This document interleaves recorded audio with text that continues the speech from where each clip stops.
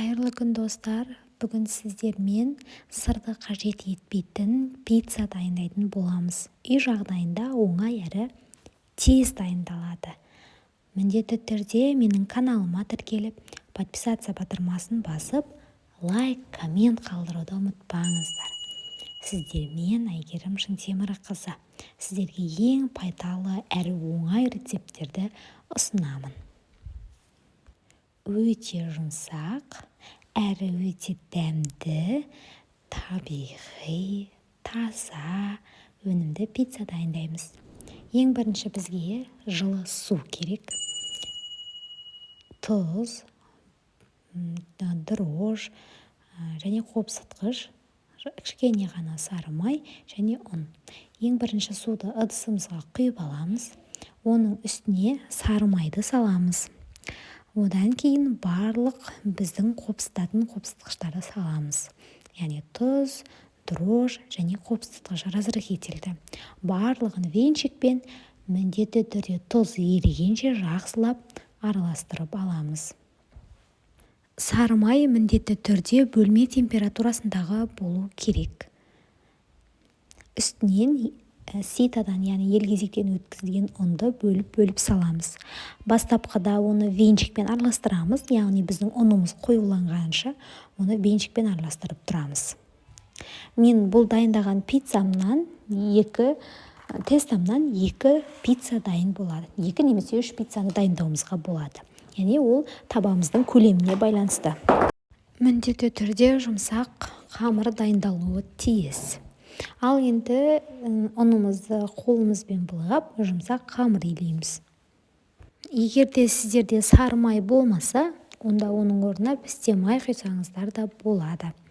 Жалпы майды біз осы қамырымыздың жұмсақ болуы үшін пайдаланамыз. Пиццаның, яғни барлық пиццалар тек сырмен және шұжықпен дайындалады. Мендегі пицца олай емес, өзгеше және үй жағдайында өте қолжетімді өнімдермен дайындалады. Міне осылай жұмсақ, қолмен басқан кезде былқылдап басылып тұратындай болуы тиіс. Және бетін жауып, жылы жерге бір 10-15-20 минутқа қойып қоямыз. Ал енді біз салмасын дайындаймыз. Салмасына бізге бір сәбіз бен пияз жеткілікті. Бірінші сәбізіміздің сыртқы қабығын ашып аламыз жақсылап. Сәбіздің көлемі, пияздың көлемі өздеріңізге байланысты. Сіздер қанша пиццаға көлемді керек, яғни сонша сәбіз бен пиязды қолдана аласыздар. Енді пиязды ашимыз. Екеуін де жақсылап ашып, тазалап, жуып аламыз. Одан кейін біз сәбізімізді үккіштен өткіземіз. Үккіштің көзі үлкен болу керек, сәл үлкен үккіштен өткіземіз. Өздеріңіздің мөлшерлеріңізге керек мөлшерді үккіштен өткізіп аламыз. Үккіштен өткізген кезде қатты майда болып кетпеуін қадағалауымыз керек. Яғни ұзын-ұзын қылып өткізген өте дұрысырақ болып табылады. Осылай сәбізімізді өткізіп болғаннан кейін пиязымызды ұзынша етіп жіңішке қылып тураймыз. Сонымен қатар бір ғана пияз емес, 2-3 пияз қоссаңыз да өте дәмдірек болады. Біз осыларды дайындамас бұрын алдымен сковородкеге аз ғана майымызды, мөлшермен майымызды құйып, қыздырып қоямыз. Содан кейін біздің осы жаңа үккіштен өткізген сәбізімізді және ұсақтап тураған, ұзынша етіп тураған пиязымызды салып, екеуін араластырып қуырамыз. Аздаған тұз, сонымен қатар бұрыш, дәмдеуіштер, басқа да дәмдеуіштерді, специяларды қоссаңыздар болады. Жалпы өз қалауларыңыз бойынша. Мен тек қана тұзды салдым. Осылай жақсылап араластырып қуырып аламыз. Ал енді біздің қамырымыз осылай әдемі болып көтерілуі керек. Соны бір тексереміз. Мінекей осылай көтеріледі.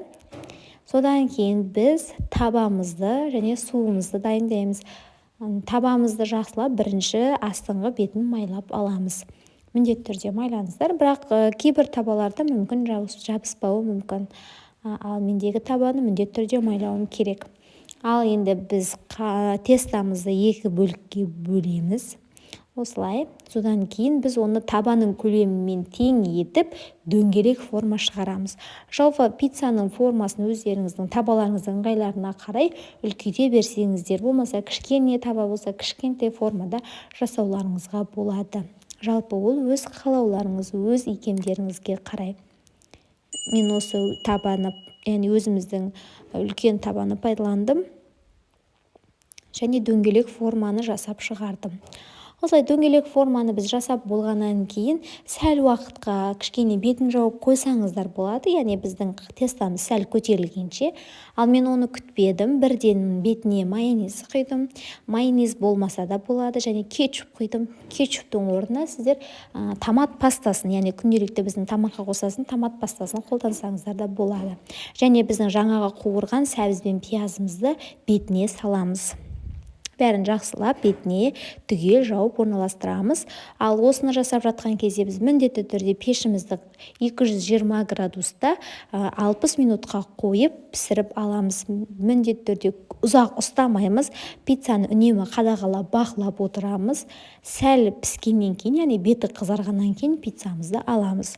Егер ұзақ уақыт тұрса, ол нан сияқты болып қатып пісуі мүмкін. Егер бізге жұмсақ пиццаны қаласаңыздар, ұзақ уақыт ұстаудың қажеті жоқ. Енді бөліп дастарханға ұсынсаңыздар болады. Өте дәмді әрі ерекше. Міне осылай өте жұмсақ әрі созылмалы болып келеді. Бізге сырдың ешқандай қажеті болмайды. Міне өздеріңіз қараңыздар. Үлбіреп тұр, өте тамаша.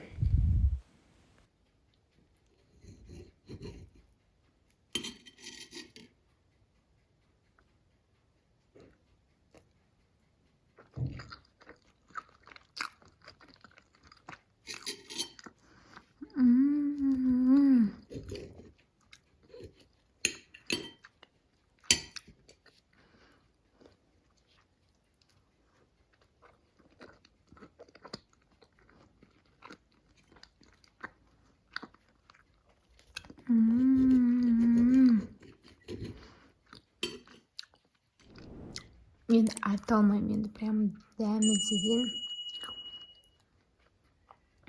күшті, прям супер. Сіздер де жасап көріңіздер. Міндетті түрде балдарыңызға, туған туыстарыңызға ұнайды деген сенімдемін.